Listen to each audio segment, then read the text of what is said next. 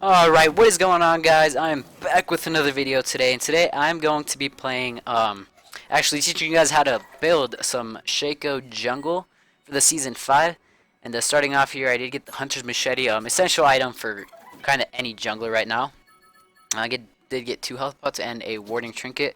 Right there I did drop a box in front of the golems, then another one over here by the red. And I do end up dropping another one by the red and another one by the golems.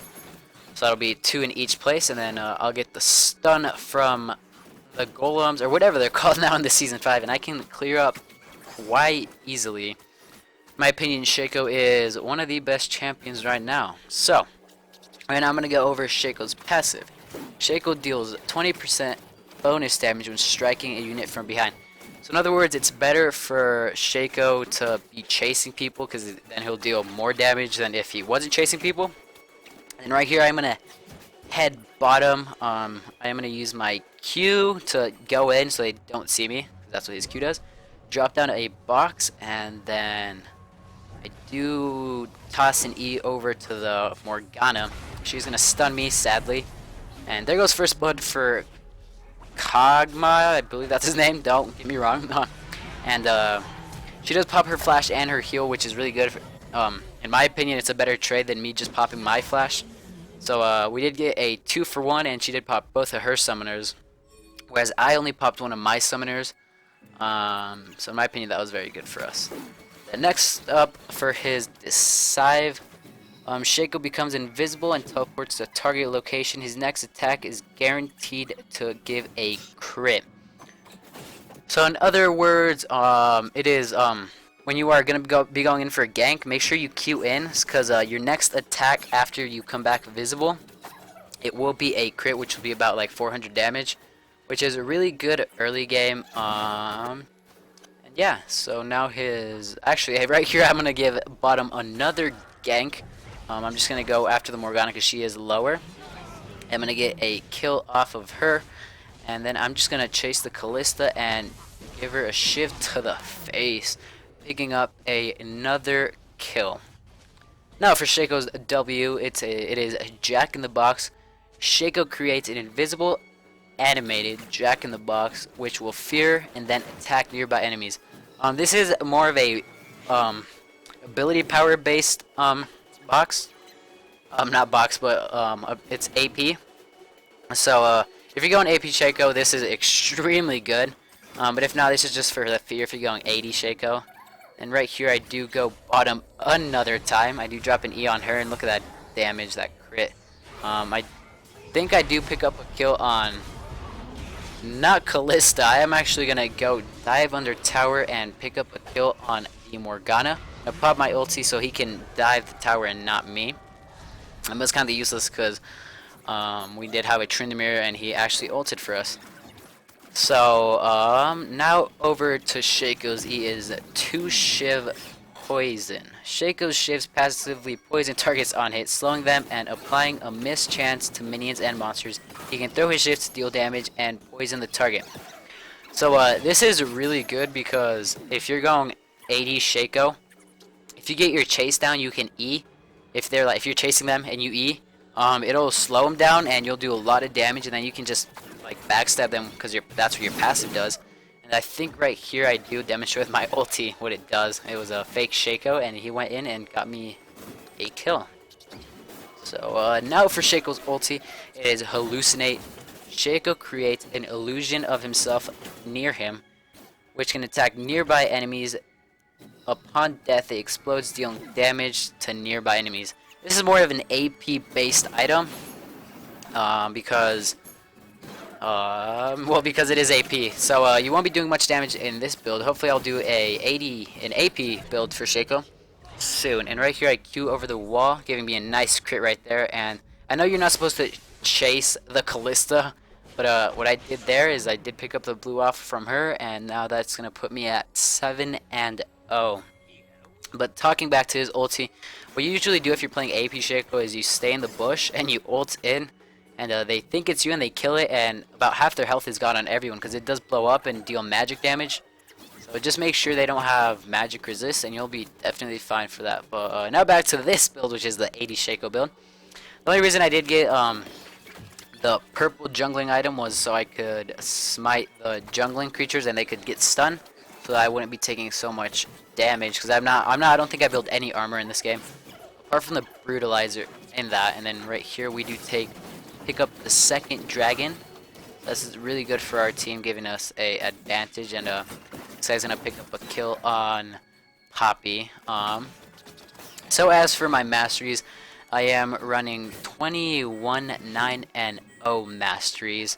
Just plain out attack damage masteries. Those will be down in the description, as well as for my runes, because I don't know my runes from memory. But I'll go over that in just a second. Right here, we do go in. Kog'Maw picks up 1 kill.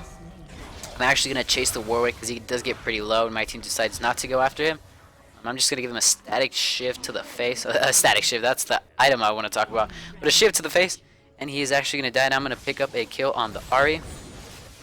I didn't really have to ulti there, but it is all good. And then the reason I get the static shiv is because it gives me the crit damage. It gives me a lot of crit, which is really good with Shaco, because when you chase, you want to be doing the crit. And right there, Poppy tried to pick me off, but not really doing any damage to me, because I mean I am Shaco. And I also got a Cloak of Agility, which I'm going to be building up for my Infinity Edge, because I just want to be doing more crit damage. And yeah, so right here I'm gonna go back, and I'm actually going to pick up another brutalizer, just to pick up for my Youmuus, because Youmuus on Shaco is actually really good, because it does give you crit in a bunch. And then right here we're gonna go in. I am gonna get really chunked down by the Warwick. The Warwick is a really OP champion right now. He's gonna decide to stop chasing me for some reason. I'm just gonna Q in to end up killing him with an auto. And then right here, I'm pretty sure I do pick up another kill somewhere. Yeah, right here, Poppy is going to initiate on our Kog'Maw. So I'm going to go invisible, and then I'm just going to E the Poppy, and she's going to be very dead. There we go, giving me a legendary, putting me at 11-0 with 6 assists.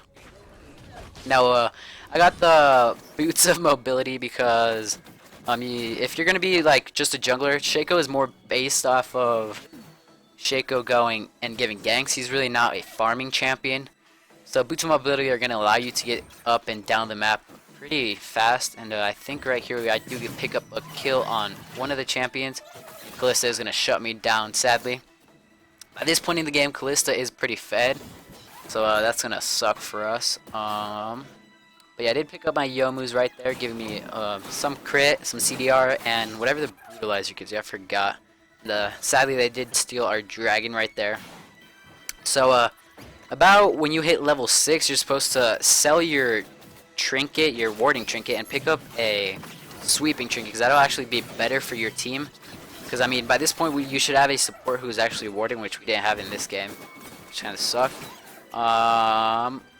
But yeah, just pick up a sweeping trinket so you can start sweeping the dragon and the baron, because apparently that is your role, because you are going to be going around the map, unless everyone else is roaming.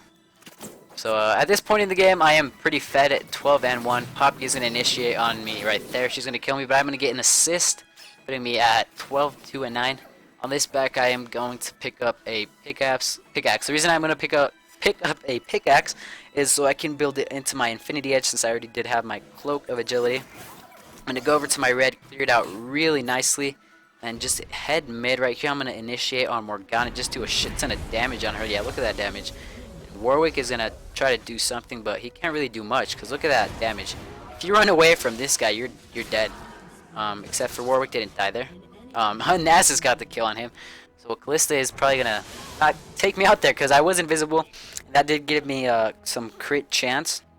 It actually did give me a crit, because like I said before, after you Q, the next attack will be a crit. And then right now I do go sweep over to the Baron just to make sure they're not taking it. And I'm pretty sure I do use attack damage runes in this game, because it'll just be better off for your team. So on this back, I do go back, get my Infinity Edge, which is going to give me a lot more attack damage, a lot more crit, which is going to be really nice for me. And I'm also going to pick up a longsword, which is going to be built up for my Tiamat, because once I have my Tiamat, I can build up my Ravenous Hydra, which will be probably, I think, the final item to this build. And then right there, Tryndamere did pick up a kill on Warwick, killed me, sadly. I have no idea what he was doing. But at this point, their team was turning it around. Actually, I was 14-3. So I am going to initiate on the Morgana right here. Going to deal a lot of damage to her. Just kill her in one auto. And she has no idea which Shaco is me. I'm going to pick up the kill on her, but she is actually going to kill me. I think what did kill her there was that I had a red buff. And the red buff ticker actually ticked her down quite a bit. So at this point in the game, I am going to recall, or I'm going to spawn again. And I'm going to get my time map, which is going to be really good for me. And right there we tried a Baron, we kind of failed. But I guess my team turned that little battle around. Almost picked up an ace, and they actually got Baron. But that's kind of depressing for our side of the team, because 3 of us didn't get the Baron buff. I mean, that's okay. It's going to allow us to pick up, I think, 2 inhibitors. Yeah, 2 inhibitors. But they're going to die as well. And then right there, I tried to initiate on Kalista. Didn't do very well, because Kalista is pretty fed by now. I'm pretty sure she has quite the kills. You can go back and pause it right there. And Tryndamere somehow was able to shut her down. But by this point in the game, I did pick up my home guard so I could get out of base and back really, really fast. And I'm going to go top initiate on Morgana and pick up a really easy kill. In my opinion, Shaco is a really, really fun champion to play. And then Poppy right here initiates on me 100%. It was a 4v1 and she decided to choose me, so I died, sadly. But around this point in the game, you should be selling your purple jungling item and getting one of the blue ones, hopefully, so you can smite some of the champions, because that'd be actually really good for your team. And yeah, right here I am gonna queue over the wall since they almost our team almost ended. We didn't quite end it, but I'm gonna queue over the wall and I'm gonna end it right here. Alright, so that is going to be it for this build guide video. If you guys did enjoy, please do drop a like rating, share, comment, and subscribe, because it does help me out tons. And see you guys in my next build video. Peace.